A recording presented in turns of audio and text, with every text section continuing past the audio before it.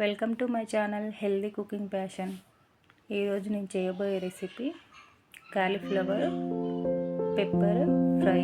చాలా టేస్టీగా ఉంటుంది. దీన్ని కోకోనట్ మిల్క్తో చేస్తున్నాను. ఆల్రెడీ షార్ట్ వీడియో పోస్ట్ చేశాను. అది కూడా కోకోనట్ మిల్కే, కాకపోతే కొంచెం డిఫరెంట్గా ఉంటుంది దానికి.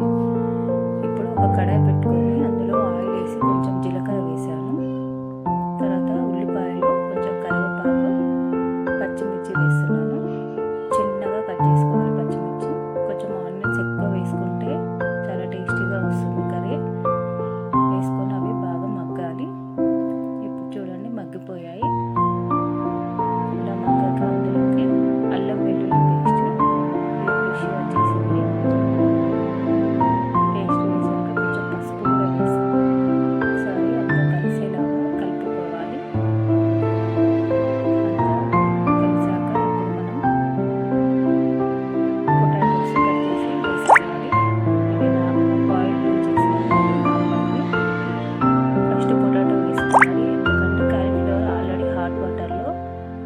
పసుపు ఉప్పు వేసి తీస్తాం కాబట్టి ఫస్ట్ పొటాటో వేసి కొంచెం మగ్గాక తర్వాత కాలీఫ్లవర్ వేసుకోవాలి. చూడండి ఇప్పుడు కొంచెం ఆలు ఫ్రై అయ్యాక టమాటో వేసాను. ఇవి ఒక 2 మీడియం సైజు టమాటోస్. ఆలు ఏమో ఒక 1/2 kg అలా ఉంటాయి.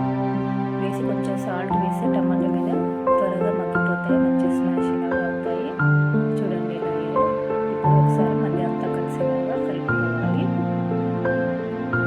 కలిపేసుకొని ఇప్పుడు అందులోకి మనం మంచిగా పసుపు ఉప్పు వేసి బాయిల్ చేసుకున్నాం. అంటే జస్ట్ హాట్ వాటర్లో ఇది వేసి కొద్దిసేపు ఉంచి జల్లెడలో వడగట్టుకోవాలి. ఆ కాలీఫ్లవర్ వేసాక ఇప్పుడు ధనియా పొడి, కారం, ఉప్పు వేసుకోవాలి. మనం పచ్చిమిర్చి వేసాం కాబట్టి కారం చూసి వేసుకోవాలి. స్పైసీ ఎంత తింటారో దాన్ని బట్టి. ఇది పెప్పర్ పౌడర్. దీనివల్ల టేస్ట్ చాలా బాగుంటుంది. కోకోనట్ మిల్క్ ఈ పెప్పర్ పౌడర్కి చాలా టేస్టీగా వస్తుంది కర్రీ. ఇప్పుడు కోకోనట్ మిల్క్ వేసాను. కొంచెం క్లిప్ మిస్ అయింది, అందుకే కొంచెం వేసి చూపిస్తున్నాను. కోకోనట్ మిల్క్ ఒక గ్లాస్ అంతా, అంటే ఒక హాఫ్ చిప్ప మిక్సీకి వేసి మిల్క్ తీసింది అంత వేసాను. మరీ ఎక్కువ కూడా వేసుకోవద్దు.